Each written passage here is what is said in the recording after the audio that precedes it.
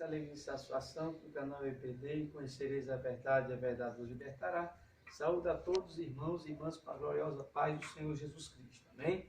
Nós daremos início a mais um trimestre no ano 2018, segundo trimestre desse ano, e nós iremos estudar a lição de número 1, que tem como tema o que é ética cristã. O canal EBD Conhecereis a verdade vos libertará, continuará nesse segundo trimestre, dando continuidade às pré-aulas que nós publicamos semanalmente no Facebook, no Google e no LinkedIn. Mas antes de nós iniciarmos a primeira lição deste segundo trimestre, eu queria convidar todos os irmãos e irmãs em Cristo para nós louvar o Senhor com o hino da harpa cristã de número 526. Grandioso és tu, ó Deus.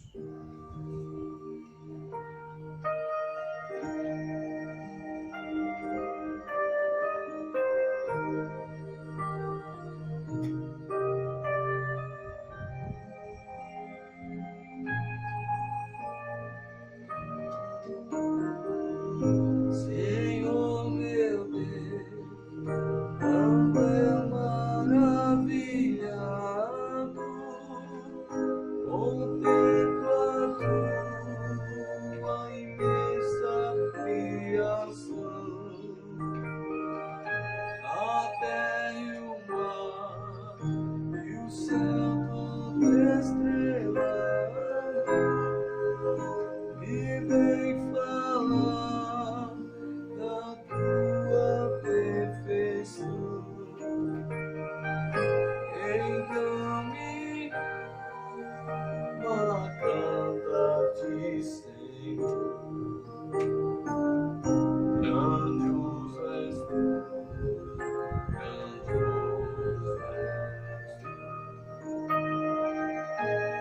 Então minha alma canta-te, Senhor, grandioso és tu, grandioso és tu. Ambas estrelas tão de mim distantes, vejo a brilhar com vívido esplendor. Relembro, ó Deus, as glórias cintilantes e meu Jesus deixou por meu amor. Então minha alma canta-te, Senhor, grandioso és tu, grandioso és tu. Então minha alma canta-te, Senhor, grandioso és tu, grandioso és tu. Olho as florestas murmurando ao vento, e ao ver que tu rodaste cada pé, é todo a cruz, meio tão cruento, e no teu filho afirmo a minha fé. Então minha alma canta-te, Senhor, grandioso és tu, grandioso és tu.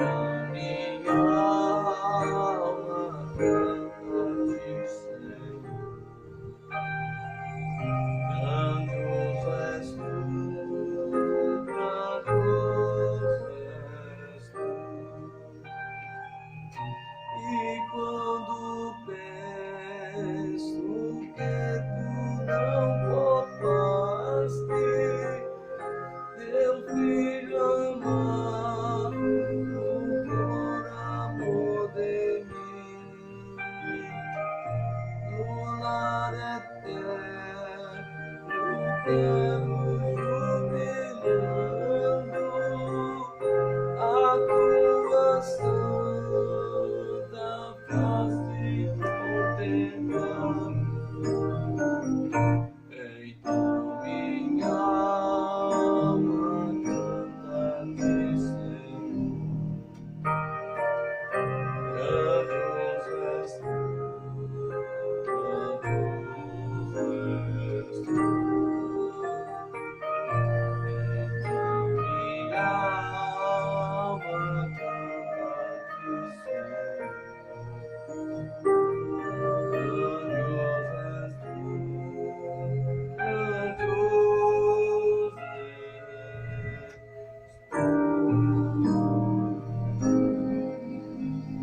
Glória a Deus. Louvado seja o nome do Senhor Jesus. Meus amados irmãos e irmãs em Cristo, é com imensa alegria e satisfação que nós vamos dar início a mais um trimestre desse ano de 2018. Nós iremos estudar a lição de número 1, que tem como título O que é ética cristã? O pastor comentarista desse segundo trimestre é o pastor Douglas Baptista. Eu queria convidar todos para nós iniciarmos lendo a verdade prática da lição que se encontra, por sua vez, na revista. Todos os irmãos que estão com posse da revista, vamos ler aqui a verdade prática que diz: as Escrituras Sagradas ensinam o que convém à virtude do bem viver cristão em sociedade. O texto áureo se encontra em 1ª carta do apóstolo Paulo aos Coríntios, capítulo 10, versículo 23, que diz: todas as coisas me são lícitas, mas nem todas as coisas convêm. Todas as coisas me são lícitas, mas nem todas as coisas edificam. Então, meus amados, nós devemos escolher as melhores opções que nós estamos diante da nossa vida, da nossa trajetória, do nosso rumo aqui na Terra. Pois nós temos o livre-arbítrio de escolher qual das duas portas, quais os dois caminhos nós queremos entrar por ela. Ou a porta larga, que conduz à perdição, como o próprio Jesus Cristo diz na sua palavra, no Evangelho de São Mateus, capítulo 7, ou a porta estreita, que conduz à vida. Então, quando nós temos essa liberdade de escolher, é o livre-arbítrio que Deus deu a cada um de nós que aceitamos ao Senhor Jesus Cristo como nosso único e suficiente Salvador, é a liberdade cristã que nos faz com que nós tenhamos, por sua vez, hoje, liberdade de escolher qual o caminho que nós queremos seguir. Mas nós não temos, por sua vez, o direito de escolher as consequências das nossas más ações, dos nossos maus caminhos. O homem, ele é responsável por suas próprias obras, por suas próprias ações. Por isso que essa temática, ela, por sua vez, vem trabalhar justamente os costumes, vem trabalhar justamente os relacionamentos na sociedade que o cristão, ele se depara. Quando nós falamos de ética cristã, nós não podemos comparar com a ética secular, pois a ética cristã, ela está baseada nas Sagradas Escrituras, diferentemente da ética secular, que ela está baseada na filosofia, no humanismo. E é justamente durante todo este segundo trimestre de 2018 que nós estudaremos sobre esta temática. Eu queria convidar os irmãos para nós iniciarmos lendo a leitura bíblica em classe, que se encontra no livro na primeira epístola de Paulo aos Coríntios, no capítulo 10, versículo 1 ao 13 da palavra de Deus, que diz: ora, irmãos, não quero que ignoreis que nossos pais estiveram todos debaixo da nuvem, e todos passaram pelo mar, e todos foram batizados em Moisés, na nuvem e no mar, e todos comeram de uma mesma comida espiritual, e beberam todos de uma mesma bebida espiritual, porque bebiam da pedra espiritual que os seguia. e a pedra era Cristo. Mas Deus não se agradou da maior parte deles, pelo que foram prostrados no deserto. E essas coisas foram-nos feitas em figura, para que não cobicemos as coisas más, como eles cobiçaram. Não vos façais, pois, idólatras, como alguns deles, conforme está escrito. O povo assentou-se a comer e a beber, e levantou-se para folgar. E não nos prostituamos, como alguns deles fizeram e caíram num dia 23.000. E não tentemos a Cristo, como alguns deles também tentaram e pereceram pelas serpentes. E não murmureis, como também alguns deles murmuraram e pereceram pelo destruidor. Ora, tudo isso lhes sobreveio como figuras, e estão escritas para aviso nosso, para quem já são chegados os fins dos séculos. Aquele, pois, que cuida está em pé, olhe que não caia. Não veio sobre vós tentação, senão humana, mas fiel é Deus, que vos não deixará tentar acima do que podeis. Antes, com a tentação, dará também o escape, para que a possais suportar. Então Deus, ele nunca vai, por sua vez, tentar a nossa pessoa para nos fazer cair, para nos fazer ser derrotado, nos fazer ser perdedor. Pelo contrário, derrotado no mundo espiritual é Satanás. Ele foi, por sua vez, um querubim ungido, mas se encheu de soberba, de inveja de Deus, e Deus o expulsou juntamente com a terça parte dos anjos que ele enganou. Mas nós devemos saber que o Senhor Deus, ele sempre nos dá um meio, um escape, uma saída para nós resistirmos às tentações.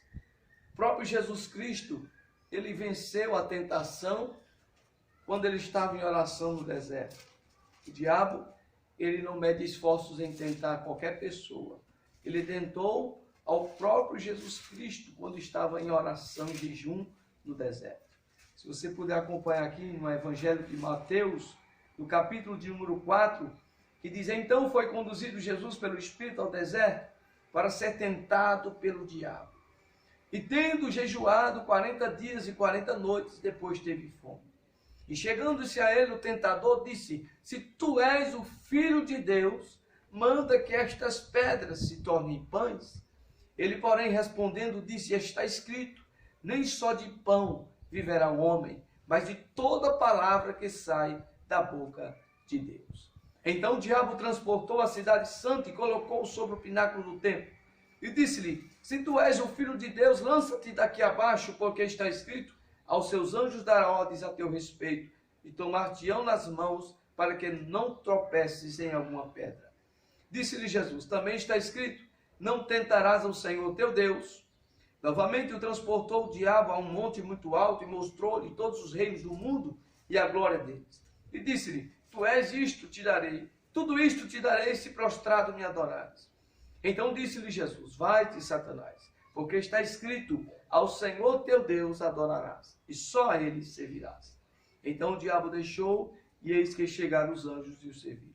Então nós podemos ver aqui, meus amados, que o próprio Jesus Cristo, ele foi tentado por Satanás. Por mais santo que Jesus é, por sua vez, o diabo não mediu esforços em tentar o Filho de Deus. Imagine nós que somos falhos, que somos pecadores, como o diabo, ele trama as suas setas malignas para fazer você, todos nós, cairmos em tentação.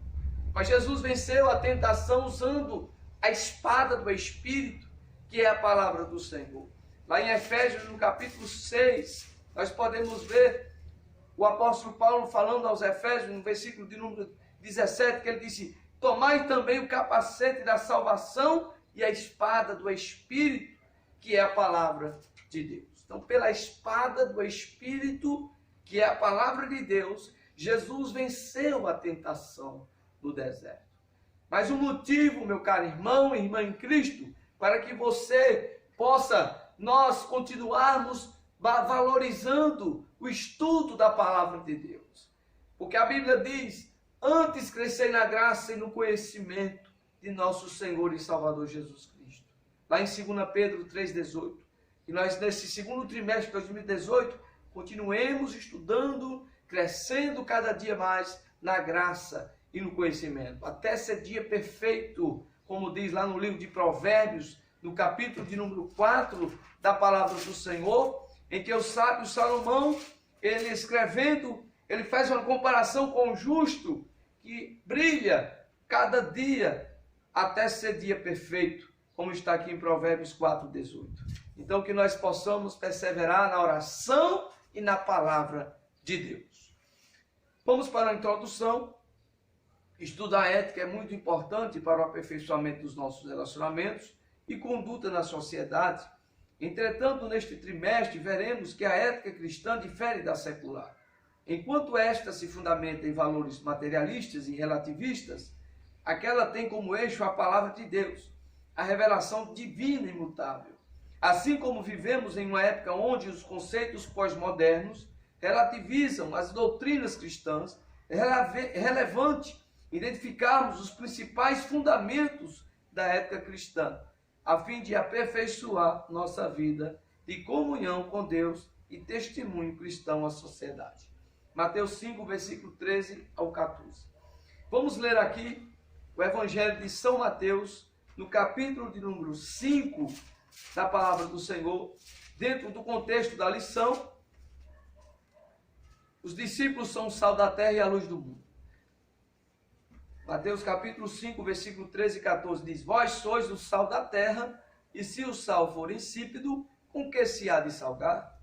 Para nada mais presta, senão para se lançar fora e ser pisado pelos homens.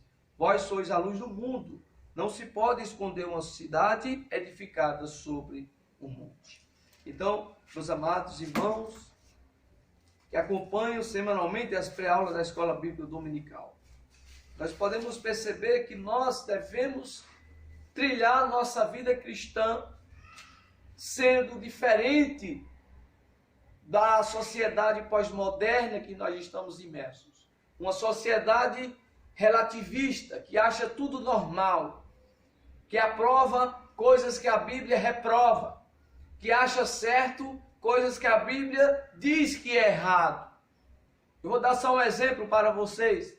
A Bíblia abomina o casamento homossexual. A Bíblia abomina a união de lésbicas. Mas o mundo relativiza todas essas coisas e acham normais. Acham coisas que já estão sendo normais nesta era que estamos vivendo, no século 21, a era da informação, a era da tecnologia. Mas a igreja do Senhor Jesus não pode se moldar ao mundo. A igreja do Senhor Jesus Cristo não pode valorizar as filosofias humanistas deste mundo. O apóstolo Paulo falou sobre isso, meus amados, quando ele escreveu aos Romanos, no capítulo de número 12, da palavra do Senhor. Ainda que o mundo ache normal a sensualidade, a prostituição, a vaidade, que está, por sua vez, disseminada nessa sociedade pós-moderna, a igreja do Senhor Jesus, ela deve permanecer confrontando e combatendo, por sua vez, tais filosofias humanistas que podem distorcer a ética cristã, que podem distorcer a sã doutrina do nosso Senhor Jesus Cristo e dos apóstolos. Em Romanos, capítulo 12, versículo 1 e 2, da palavra do Senhor, o próprio apóstolo Paulo disse assim: Rogo-vos, pois, irmãos, pela compaixão de Deus, que apresenteis o vosso corpo em sacrifício vivo, santo e agradável a Deus, que é o vosso culto racional. E não vos conformeis com este mundo, mas transformai-vos pela renovação do vosso entendimento, para que experimenteis qual seja a boa, agradável e perfeita vontade de Deus. Mais uma prova viva que nas Sagradas Escrituras mostra que o cristão, que é sal da terra, nós somos o sabor deste mundo, porque este mundo está lá em 1 João 5,19, este mundo está no maligno. Este mundo, meus amados, está mergulhado numa tão grande nuvem, por sua vez, tenebrosa, em que a imoralidade, a prostituição, a sensualidade, a idolatria, a avareza cada dia se tornam mais frequentes nesta sociedade pós-moderna. E nós não podemos, por sua vez, como igreja do Senhor, nos moldar este sistema maligno, esse sistema idólatra, que este mundo vem tentando fazer com que a igreja se molde ou se adapte com as culturas deste mundo. É como o apóstolo Paulo mesmo disse, que nós não podemos nos conformar com este mundo. É como o apóstolo Paulo mesmo disse, por sua vez, lá em 1 Coríntios 10, 23, todas as coisas me são lícitas.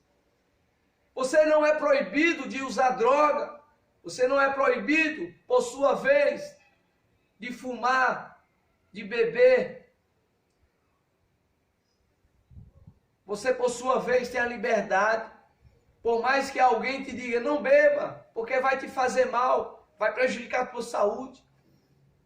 Por mais que alguém te diga, não use essa droga, porque essa droga vai destruir a tua vida. Mas o ser humano, ele tem a liberdade de escolher. Ele tem o livre-arbítrio. Por mais que uma mãe ou um pai diga a seu filho, para que ele possa ter uma vida melhor, que ele procure estudar, para que ele venha crescer na vida e viver uma vida digna. Por mais que os pais tenham interesse de ver o futuro dos seus filhos, mas se o filho disser não quero, e ele partir para o mundo das drogas, para o mundo da criminalidade, infelizmente é a realidade de muitas famílias em que os pais não conseguem obrigar, não conseguem forçar o filho a mudar de vida. Por isso que o apóstolo Paulo diz, todas as coisas me são lícitas. Nós podemos tudo, irmãos, mas nem tudo nos convém fazer. É isso que a lição vai tratar na escola bíblica dominical. O crente, ele pode fumar, ele pode beber, mas não convém, porque a Bíblia diz, não vos embriagueis com vinho em que há contenda, mas enchei-vos do Espírito Santo. Por que é que nós não se embriagamos? Por que é que nós não bebemos vinho com álcool? É porque não nos edifica. É porque não vai nos consumar como filho de Deus. Pelo contrário, vai tirar a nossa sobriedade. Mas você não é, por sua vez, ninguém vai te forçar na igreja a você não beber. Se você, por sua vez, escolher a porta larga que conduz à perdição, meus amados, a consequência virá depois. A consequência virá depois. E nós não somos responsáveis mais pelas nossas atitudes, pelas nossas escolhas. Depois que a consequência for gerada, você não tem mais como escolher. A consequência do pecado é a morte. Assim o apóstolo Paulo escreveu lá em Romanos 6, 23. Mas o dom gratuito de Deus é a vida eterna em Cristo Jesus, nosso Senhor. Vamos continuando na lição. Vamos para a introdução. Estudar ética é muito importante para o aperfeiçoamento dos nossos relacionamentos e conduta na sociedade. Entretanto, neste trimestre, veremos que a ética cristã difere da secular.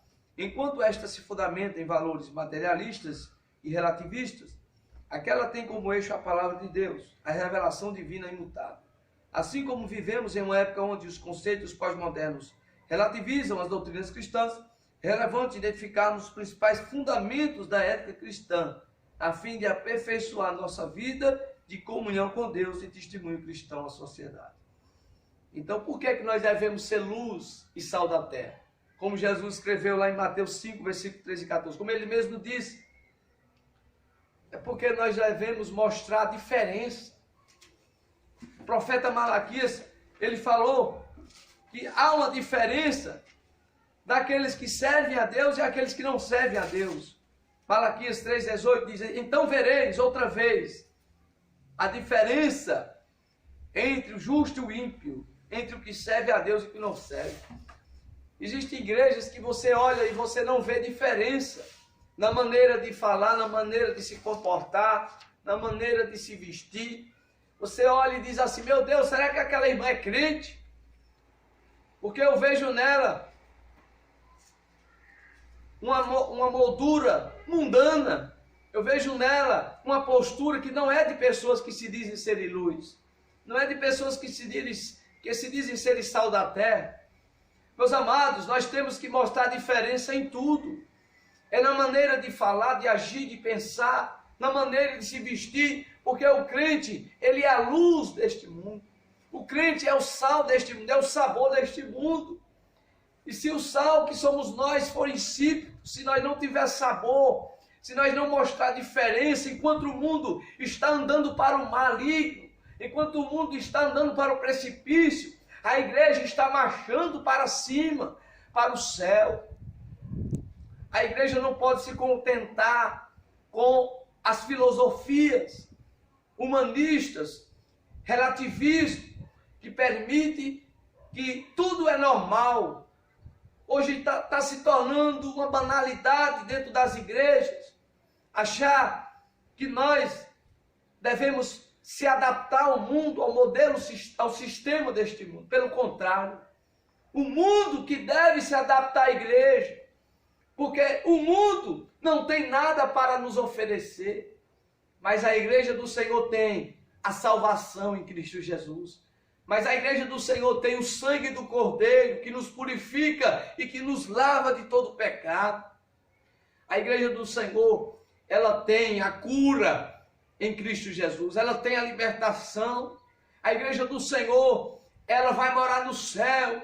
Aleluias, louvado seja o nome do Senhor. Mas este mundo, ele está andando para o precipício. E nós, como igreja do Senhor, devemos marchar em santidade, em oração, na palavra, até a vinda do nosso Senhor Jesus Cristo. Vamos para o tópico de número 1, conceitos de ética cristã. Primeiro subtópico, definição geral. A palavra ética possui origem no vocábulo grego ethos, que significa costumes ou hábitos. No latim, o termo usado se corresponde a moral, no sentido de normas ou regras. Devido à proximidade linguística desses termos, muitas vezes eles são usados como sinônimos. Contudo, devemos defini-los separadamente. Então, devemos entender o que é que significa a palavra grega ethos. Ética significa costumes ou hábitos. Meus amados, quem é da Assembleia de Deus, independente do ministério, seja da missão, seja de Pernambuco, seja Abreu e Lima, seja Madureira, seja qualquer outra, de Perus. Irmãos, nós sabemos que a doutrina da Assembleia de Deus, desde os primórdios que ela iniciou-se lá no Belém do Pará, era uma doutrina rígida, era uma doutrina em que as vestes, os usos de costumes, era rígido. Mas com o tempo, nós podemos ver que algumas igrejas elas já estão até sendo influenciadas pelo modernismo, pelo pós-modernismo. E é justamente nesse aspecto que eu creio que nesse trimestre também nós devemos estar alertando a igreja. Que a igreja não abra as portas largas para que o mundo possa entrar na igreja e trazer a vaidade para dentro da igreja do Senhor Jesus Cristo. O uso de costumes é importante porque toda igreja tem as regras e normas a serem seguidas. Porque uma igreja que não tem doutrina, uma igreja que não tem ética, é uma igreja que, por sua vez, ela está dando, por sua vez, ao diabo a oportunidade dele dizer que esta igreja, ela não tem diferença nenhuma com o mundo. Porque, irmãos, a igreja do Senhor, ela deve ser sal e luz. Ela deve ter normas, ela deve ter regras, mas essas regras e essas normas, elas devem estar se baseadas na palavra de Deus. É justamente sobre isso que eu creio que nesse segundo trimestre de 2018 vai ser abordado. Segundo subtópico, ética e moral. Enquanto ciência, a ética pode ser entendida como a área da filosofia que investiga os fundamentos da moral adotada por uma sociedade. Por conseguinte, a moral refere-se ao comportamento social em relação às regras estabelecidas. Essas regras podem variar de uma cultura para outra, podendo sofrer variadas e sistemáticas alterações. Tudo dependerá da referência de autoridade que serve de fundamento para os padrões de conduta social. Então, se uma igreja, como por exemplo a Assembleia de Deus, ela teve no seu início aquela doutrina, uma doutrina rígida, em que muitos viam a diferença daquela igreja, das outras igrejas, porque nós somos pentecostais, nós cremos no mover do Espírito Santo, nós cremos no batismo com o Espírito Santo, mas também nós temos as regras, usos e costumes, que nos diferencia de outras denominações que se dizem ser evangélicas também. Não é menosprezando as outras igrejas, nem dizendo que as outras igrejas não vão levar para o céu. Não estou sendo exclusivista. Estou apenas afirmando que se você é batizado numa igreja, você deve obedecer à doutrina da igreja. Você deve obedecer ao sistema de regras e normas que tem o estatuto de cada igreja.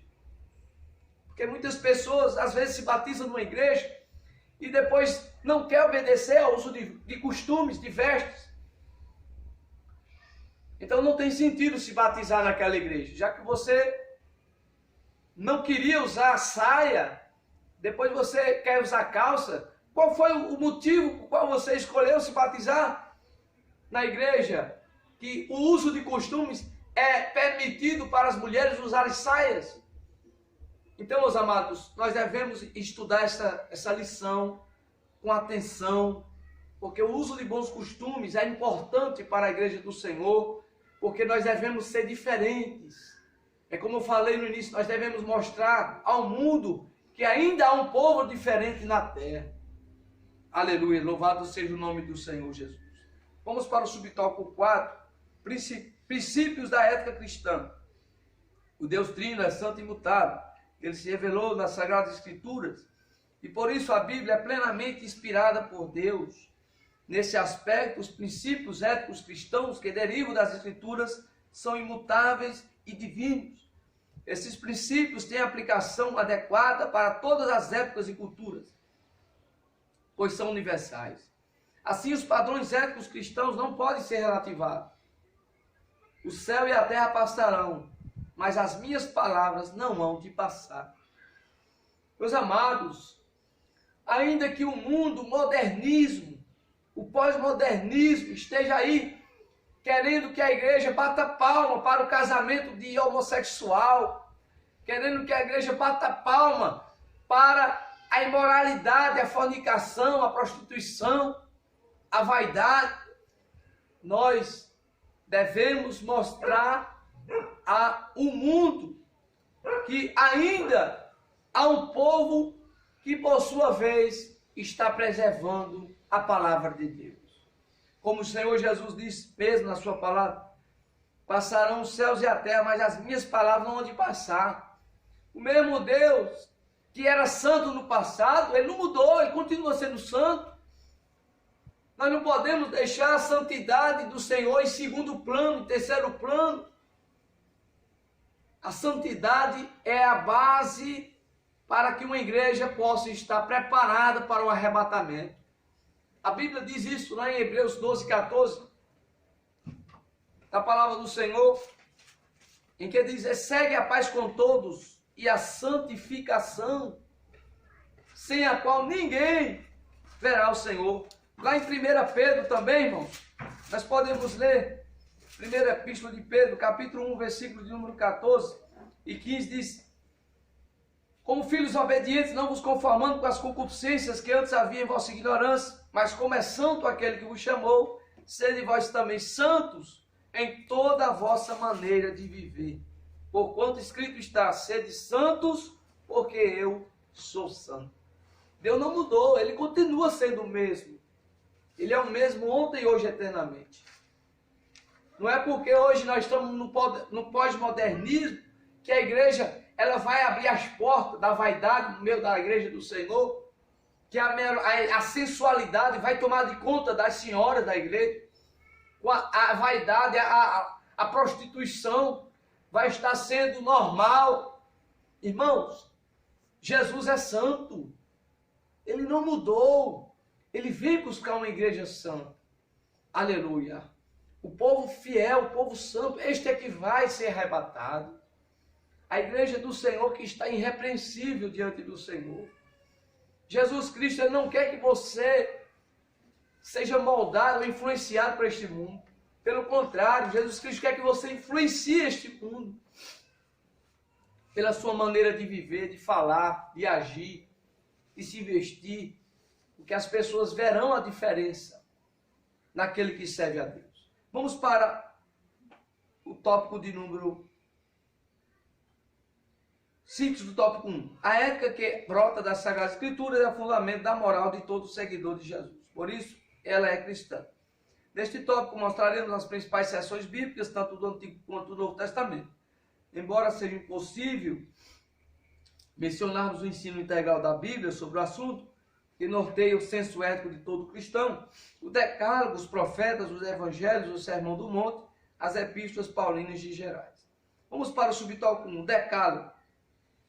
Os 10 mandamentos são preceitos éticos que fazem parte da lei moral de Deus, Êxodo 20, versículo 1 ao 17. Os 4 primeiros tratam da relação do homem para com o Criador. Adoração exclusiva, condenação à idolatria, alerta acerca do uso vão do seu santo nome e a sacralidade do templo. Êxodo 20, versículo 1 ao 11. Os 6 últimos mandamentos referem-se à relação do homem com o próximo.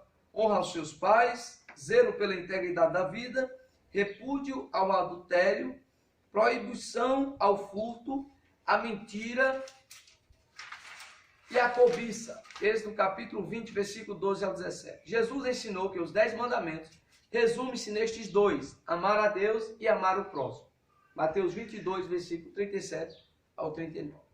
Então nós podemos perceber que desde a antiga aliança, Deus estabelecia normas, regras, leis, estatutos para o povo de Israel. O Decálogo é uma demonstração clara disso, meus amados. Quando nós vemos ali Deus entregando a Moisés as 2 tábuas de pedra, em que ele escreveu com o seu próprio dedo. Veja que o dedo de Deus escreveu o Decálogo. Veja que a santidade de Deus estava ali. E os 4 primeiros mandamentos do Decálogo falam da relação do homem para com Deus. É uma relação vertical.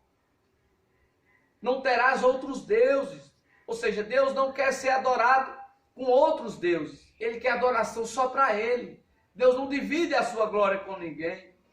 O segundo, não farás para ti imagem de escultura. Deus, Ele não divide a sua glória com as imagens de escultura. Terceiro, não falarás o nome do Senhor em vão. Nós não podemos jurar pelo céu, pela terra. A palavra do crente deve ser sim, sim, não, não. O quarto, que fala da relação do homem em relação à questão do seu repouso, que é guardar a lei do sábado. Na antiga aliança era obrigatório os israelitas guardarem o sábado. Porém, na nova aliança, nós devemos saber que o sábado passou, por sua vez, em um processo de Jesus Cristo. Ele mostrou aos doutores da lei que ele não é feito para o sábado, mas o sábado é feito para o homem. Nós não podemos achar que nós vamos ser salvos porque nós guardamos a lei do sábado como na lei de Moisés. Jamais alguém pode ser salvo pelas obras da lei, porque a lei nos dá a consciência do pecado. A questão do repouso. Hoje nós temos o repouso em Cristo. Jesus, ele falou que um dia ele voltará.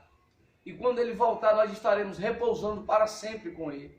É claro que nosso corpo precisa de descanso, porque nosso corpo é uma máquina humana e nós devemos repousar também. Mas não é necessário o crente hoje da nova aliança, ele saber que ele não está obrigado a guardar o sábado como na lei de Israel, na antiga aliança.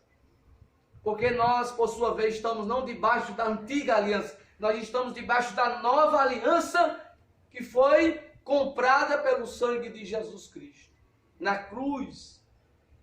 E agora nós seremos salvos pela fé, como diz lá em Efésios 2,8. Pela graça sois salvos por meio da fé. Isso não vem de vós, é dom de Deus. Então a salvação não é pelas obras, não é pelo que nós fazemos, mas sim pela graça. É um favor imerecido que nós recebemos da parte de Deus. Vamos continuando aqui na lição, meus amados, os profetas. A mensagem dos profetas do Antigo Testamento tem uma imensa influência ética para o seguidor de Jesus, abarcando as esferas morais. Jeremias 17, 1 a 11, Malaquias 1, 6 ao 14, Malaquias 2, versículo 10 ao 16. Vemos também as esferas sociais, Isaías 58, Miqueias 2, versículo 1 ao 5, e as esferas espirituais, Jeremias, capítulo 31, versículo 31 ao 32, Joel, capítulo 2, versículo 28 ao 32. Então nós vemos os profetas também como demonstração de que Deus, ele não fazia nada sem revelar antes aos profetas. Tudo que Deus ia fazer, ele revelava antes a quem? Aos profetas da Antiga Aliança. O último profeta da Antiga Aliança foi João Batista. E ele disse: endireitai as vossas veredas, arrependei-vos, porque é chegado o reino de Deus. Ele já estava falando da vinda de Jesus Cristo. O seu primo, por sua vez, viria para a salvação da humanidade decaída no pecado. Então podemos perceber que Deus sempre falava por meio dos profetas. Tudo que Deus ia fazer, ele revelava aos profetas. Então demonstrando que Deus, ele age de uma maneira que Deus segue o padrão da ética, o padrão da norma. Nosso Deus não é um Deus de confusão, meus amados. Tudo que Deus fazia, ele se demonstrava aos santos homens de Deus. Vamos agora para o terceiro subtópico, os evangelhos. Os evangelhos são as boas novas de Cristo, Mateus 9:35. A mensagem registrada pelos evangelistas contém apelo ao arrependimento, renúncia ao pecado, oferta de perdão, esperança de salvação e santidade de vida. Mateus 3:2, Lucas 1:77, Lucas 9:62. Os seguidores de Cristo são convocados a viverem as doutrinas do Evangelho e a adotarem a ética e a moral do Reino de Deus como estilo de vida. Marcos 10, versículo 42 a 45. Então nós devemos seguir, não é, as doutrinas do Evangelho, as doutrinas da nova aliança, porque nós sabemos que a ética cristã, ela é baseada na palavra de Deus. Não é a ética secular, não é a ética do mundo. Eu estou falando aqui da ética cristã. Esta ética não está moldada nas filosofias, no paganismo. Esta ética, ela está alicerçada nos evangelhos, nos profetas, nos mandamentos, como nós citamos o decálogo, os 10 mandamentos. Esta ética, ela está firmada na rocha, que é Jesus Cristo, nosso autor e consumador da fé. Vamos para o quarto subtópico, o Sermão do Monte. Este sermão contém princípios do mais alto ideal moral. Neles são revelados a ética e a moral do reino de Deus em questões como a ira, o adultério, o divórcio, o juramento, a vingança e o amor. Mateus 5, 22, 28, 32, 37, 39, 44. Também aborda a esmola, a oração e os jejuns. Mateus 6, versículo 1, versículo 5 e 16. Passando pela questão do pré-julgamento, dos falsos profetas e dos alicerces espirituais. Mateus 7, versículo 1 ao 15, Mateus 7, versículo 24 ao 27. O Sermão do Monte está para os cristãos como decálogo, está para os judeus. Por isso, nosso Senhor convida a seus seguidores que priorizem o reino de Deus e a sua justiça. Mateus 6, 33. Então, todas as questões envolvendo a ira, adultério, o divórcio, o juramento, a vingança, o amor, tudo está contido no Sermão da Montanha. É os parâmetros que Deus dá ao homem em cada situação, como ele agir. Como Jesus disse: amai os vossos inimigos. Na lei da Antiga Aliança, a lei permitia que o quê? A vingança, porque dizia olho por olho, pé por pé. Ou seja, se alguém ferisse alguém, ele também deveria ser ferido. Da mesma maneira, a vingança está intrínseca na relação da Antiga Aliança, mas na Nova Aliança não, inverteu os valores. A ética cristã já é diferente. Se alguém te dá um tapa do lado direito, Jesus diz: não se vingue, dá do lado esquerdo. Jesus disse: dá o outro lado da tua face. Então veja que a mudança da antiga aliança para a nova aliança. Por isso que nós não devemos viver baseado na antiga aliança. Toda a Bíblia é inspirada por Deus, mas agora devemos olhar para Jesus Cristo. Ele é o alvo, ele é o maior exemplo na Bíblia. Tudo que ele fazia, tudo que ele dizia, serve de parâmetros, serve de diretrizes para nós, como cristãos seguidores dele, seguir. Se ele disse: amai os vossos inimigos, bendizei os que vos maldizem, orai pelos que vos perseguem e vos maltratam, é porque há mudança no parâmetro da nova aliança. E o crente não pode se vingar, porque a vingança pertence a Deus. A vingança não pertence a nós. Então há uma mudança na doutrina, na ética cristã. E é justamente sobre isso que nós vamos abordar durante esse segundo trimestre de 2018.